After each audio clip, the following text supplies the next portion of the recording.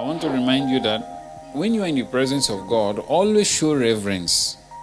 I don't want people confusing me in this church because I don't want to be confused. When we come together, we come to worship God or we come to a club. But first is the truth. We came to worship God. Put that kind of attitude. Don't put a club attitude. What is club attitude? This one doesn't care what that one is doing. Everybody is noisy. Everybody is doing their own thing. That's a club attitude. They come into the club anytime. Have you seen anybody who keep club time? Is there timing for club? If you don't know, thank God you don't know, because I'm wondering how you got this habit, some of you. I'm wondering how you got it. And you don't even know how the club is. And you have the club habit. I know how the club is. I don't have a club habit. So which one of us are going to club? Now you only. Jesus said by their fruit. So in club, anybody come inside anytime.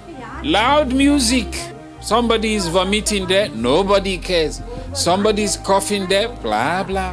One is slapping girlfriend in one corner. A rowdy atmosphere. Jaga, jaga, jaga, jaga. You don't come into the presence of God like that. In the name of your baby, you don't disturb the prayer. In the name of, I don't know what you call it, you don't treat the house of God like a club. You show reverence for the presence of God. Now, someone will say next week, it is late. I will not go to church. Pastor said we should not treat the house of God like a club. You are fooling yourself to do that. The other time, someone said, I don't have offering. I'm not going to church. You don't have offering. You're not going to church. Hey, I didn't know that your church, they buy ticket. You know the movie show now. Would they allow you enter without ticket? Without a ticket. So I didn't know that your church is a cinema church now. You don't have offering. So you are not going to church. Where are you learning this thing from? The devil is just destroying through you. You allow the devil to take over you. It's not anger. It's exactly what it is, I'm telling you. Peter was with the Lord and said to the Lord, when the Lord asked the question in Matthew's Gospel, chapter number 18, Peter answered. He said, who do men say that I am? Nobody spoke. Peter answered, the Christ, the Son of the living God. The Lord looked at Peter and said, flesh and blood didn't show you or reveal this to you. He said, but my Father which is in heaven. Few moments later, the Lord is saying that the Son of Man, I'm going to die, and on the third day I will rise. Peter rebuked the Lord.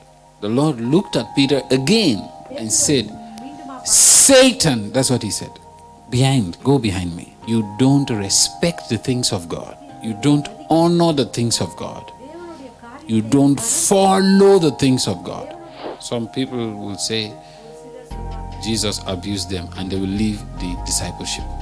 Same Peter spoke of the Spirit of God. Same Peter allowed the devil to take over him. Some say that I had a busy week, so I could not come to church. Who is teaching you that? You had a busy week.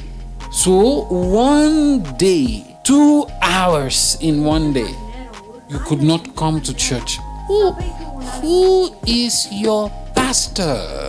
Who is teaching you? Boy, you cannot confuse me. I refuse to be confused. It's serious. Imagine you go to a mirror, you want to see yourself, you're seeing an antelope. You're seeing a deer. You're seeing an elephant. You go to another mirror, you're seeing lion. Every time you look at the mirror, you see something else, not your face. If you don't know who you are, you start to get confused.